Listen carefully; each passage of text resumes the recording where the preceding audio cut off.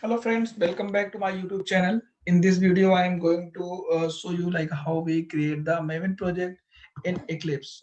Okay, so now let's me start. So each and every Eclipse, like Java-based Eclipse, has already plugin Maven. So we don't need to install the Maven plugin in our Eclipse. That will be available. Okay, so how we create the Maven project? So first we need to go in the File menu, click on the New, go to the project. Okay, here you will get the Maven option available here. Let me show you this one. Expand this Maven and go to the Maven project. Click on next. Yeah, you can change here the your workspace location, but as of now I am going to create a choose the default location. Click on next button.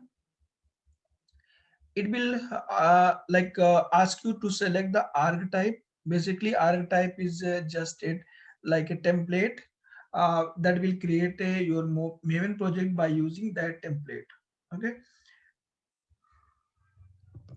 so it will take few seconds to load the all the available template in this section. Now our template is loaded, so I am going to use the Maven archetype quick start. Maven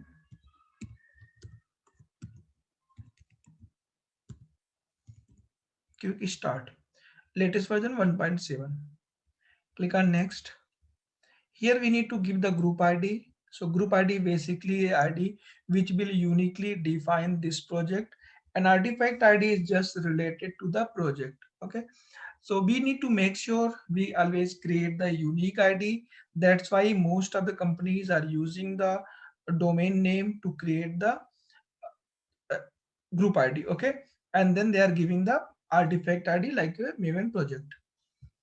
Let me add here, like suppose that I am creating here Selenium uh, Shadik demo. Next is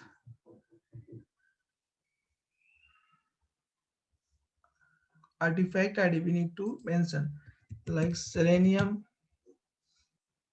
project. Okay, and this will be like package. This will include the our group ID and then package name. So by default, this will give us the this detail, and we can change this also.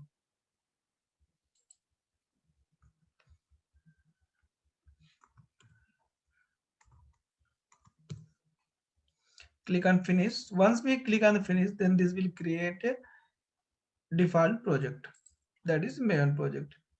In our project explorer, you can see here Selenium Java. This project is created.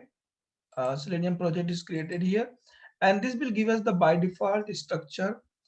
The structure looks like this: src main Java, src template Java.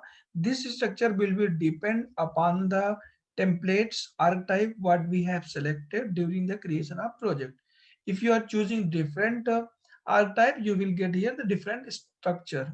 Okay, base structure will be same, but you will get some additional by details in the POM XML file, and maybe there you will get also src main resources, src test resources, because these are the default structure of the Maven. Now what is the use of src main Java? Generally we are putting all the codes which are not related to our test, not related to test directly, our test script we will put into the src main Java. And in SRC test Java, we are putting our actual automation test script like testng test, JUnit test. Okay, we are putting under the SRC test Java. This is the JARE library 1.7 is added. This is the Maven dependency. This will contain the Maven dependencies. I will discuss what is the Maven dependencies. This is the target folder by default created. Target folders is related to the Maven, like where Maven will create, generate at runtime, and all the artifact it will store into the target folder. Artifacts means like suppose that if you are running compiling Java code per project, then it will create the class files. It will create some artifacts like jar file, var file, or it will also generate the reports or automation test suite. So all those will be by default move into the target folder. This is the pom.xml file. Basically, this is also known as the Maven file. And here we can you can see here the group ID what we have provided at runtime, that is available here. And this is the artifact ID. This is the version number. Group ID is, as we discussed, this will uniquely define the our automation project. Okay, so we need to make sure this name should be like unique. And this the artifact ID is just like a project name, and this is the version number. We can give the version number of this project. Okay, next is the name of the project. This is related to the our project name. And in the property section we can define the properties. As of now you can see there is by default it will added the compiler source as well as the compile target 1.7. Okay, we can increase this. If I increase this, then this will be updated the jar file. This will update the GRE library. So currently by default this is not updated. So what we can do, we can go right click on the project, go to the Maven and update the project. If I click here, then you can see Java 1.8 now changed, 1.7 to Java 1.8. In the dependency section, we will mention the required dependencies. Like suppose that by default it added the JUnit, but if you want to add any other library, then we need to add those dependencies here. This dependency will include the group ID, artifact ID, version number. Okay, so we can remove this. This scope means uh, this jar will be available only the src test folder, not src main folder. Okay, next we need to download the add, if we want to add some other dependencies. So add dependencies, so you can go on the net, just search, like suppose that I am going to use the testng dependency, right? So I need to search the testng dependencies, go to the Maven central repository. I will get here the all the versions that is available. Select any version which we want to add. So currently I am going to select 7.3. This is the latest version. Click on this. This will be by default automatically, this will copy, right? You can see here the copy to the clipboard. Come back to your pom.xml file, paste anywhere within the dependency section. So this dependency added here, by default it is also available for scope. We can remove this, then this will be available for both src main as well as src Java test. Okay, so as soon as I will add here, we will get that all the required jar files, all the dependent jar file for the testng will automatically add here. If I remove this, then you can see that dependency automatically removed from the Maven dependency. Okay, so when we add here the dependency, what it will do, it will check first local repository. If this jar file is available there, this will not go and search from the remote repository. If this dependency is not available in the local repository, then it will download from the remote repository, store into the local repository and make available for the our project. So remote repository sense, it will check the centralized Maven repository as well as the other remote repository which reference we will add in our project.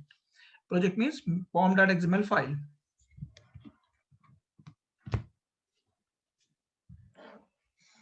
Okay, so in the build section we will define the goals what we want to going to achieve. Like suppose that in our automation we want to execute our automation suites, testng suites. So we can define the goal under this section. We will add the configuration for to execute our test.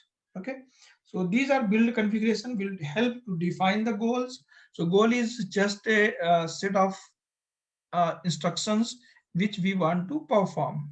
Okay, like here there is some default goals, default life cycles of the Maven is added here, like clean life cycle. This will, when we run the clean command, then this will clean our project. Clean means this will delete the artifact that is stored in the target folder. Others available life cycles, default life cycles means Maven has its own default life cycles. So we will discuss what is the life cycle in the next video. But here you can see all the plugins related to default cycle will be automatically added here also.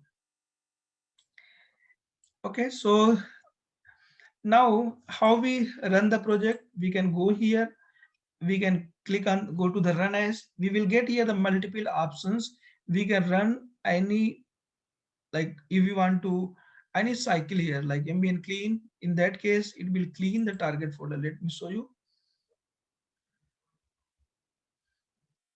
Yeah, so build success, it means our build runs successfully. Now here you can see this target folder will be deleted. Okay, next, target folders content will be deleted. Okay, next if we want to run the Maven install command, so this will run all the life cycles which are prerequisites of the install, then it will run the install. Okay, we will discuss more what is the install in the next video.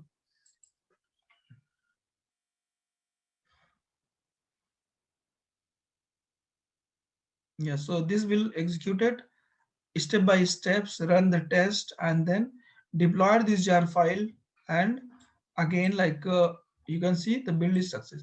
If I go here, you can see again here in target folder we will set get the required artifact. This is jar file, this is report section, and we will get here the source folders, uh, test resources. So in the next video we will discuss what is the life cycle of the Maven. Thanks for watching the video.